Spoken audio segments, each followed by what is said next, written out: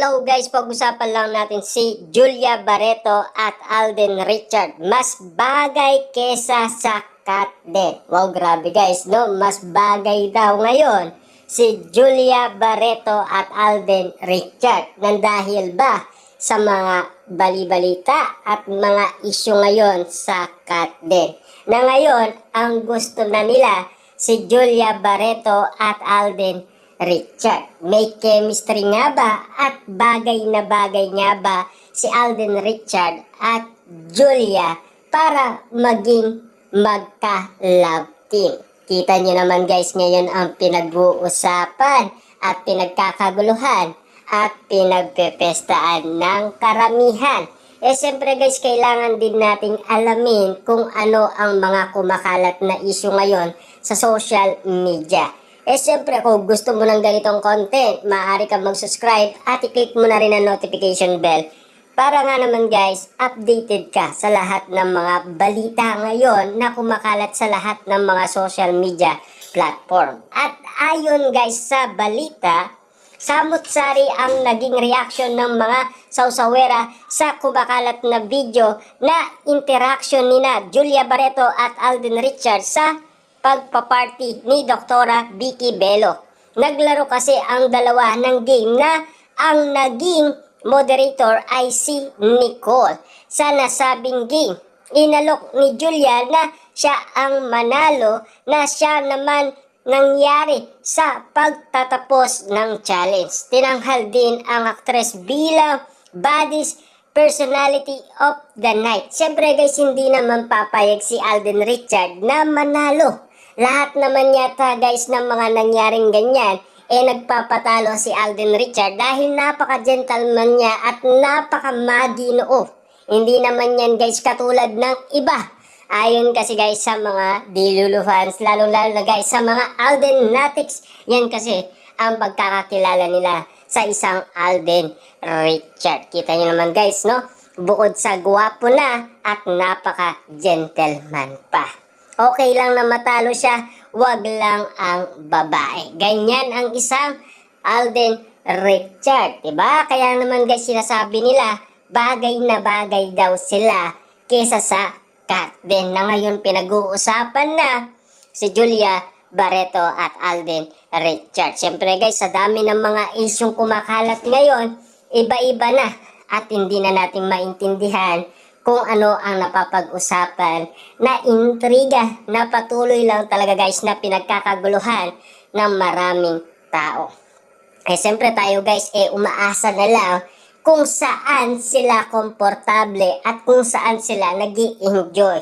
Tayo lang ay sumuporta na lamang kung saan masaya si Catherine Bernardo at Alden Richard. Baka hindi nating masabi na talagang magkakatuluyan talaga si Catherine Bernardo at Alden Richard. Maghintay na lang tayo guys ng tamang panahon. Halos solid naman ang obserbasyon ng chemistry sa bagay at buswak ang dalawa. Katunayan may mga nagmamahadera pang nagsabing mas naturang ang chemistry ng dalawa kumpara sa Katden. Wow, grabe guys, no? Talagang kakaiba na ang mga bali-balita at mga issue na talagang tirada umano ng mga sausawerang kapitbahay na talagang pinapatunayan nila ngayon na kakaiba na ang tambalan Julia Barreto at Alden Richard kesa sa Katden. Grabe guys, no? Talagang pinagkakaguluhan na baka nga naman guys, pwedeng-pwede. Dahil kita naman natin guys, napakagaling din naman kasi ni Julia Barreto at Alden Richard kapag pinagsama. Siyempre guys, no, magugulat ang karamihan na baka si Julia Barreto at Alden Richard na ang magpatuloy ng mga paggawa ng movie. Ano kaya guys ang masasabi ng kanilang kumpanya na ABS-CBN at GMA Network patungkol umano sa mga kumakalat na mga issue at intriga? Ito ang ilan sa kanilang mga komento. Nothing too easy here. They seem like friends. They actually did well in that game. That's hard. No? Ang bilis nilang parehong mag-isip. Galing. Paalalim ng dimples. Their interaction looks more natural than the precious cat din.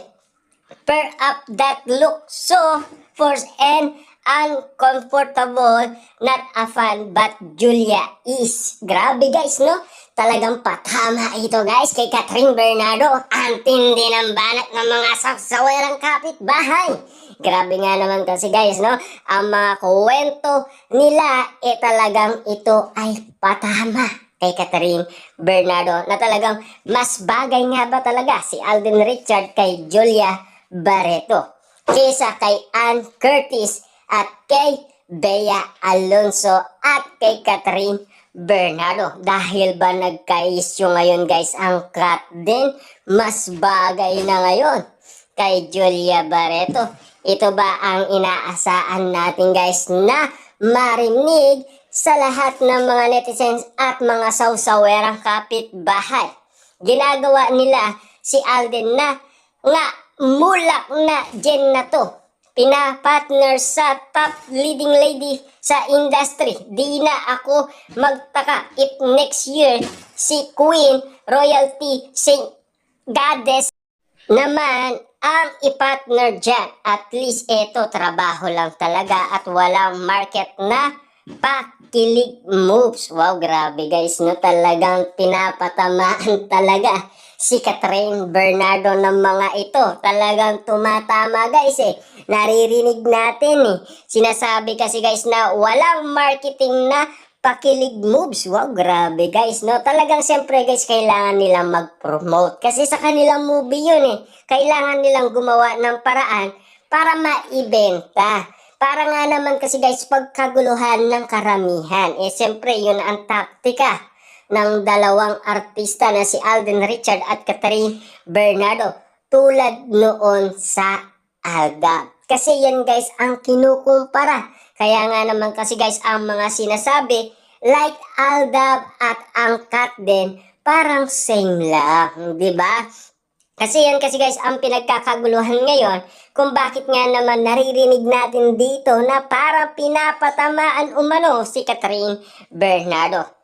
Grabe na ngayon guys ang mga netizens. Dating-dati ay botong-boto sila kay Catherine Bernardo. Nasaan na yun, di ba?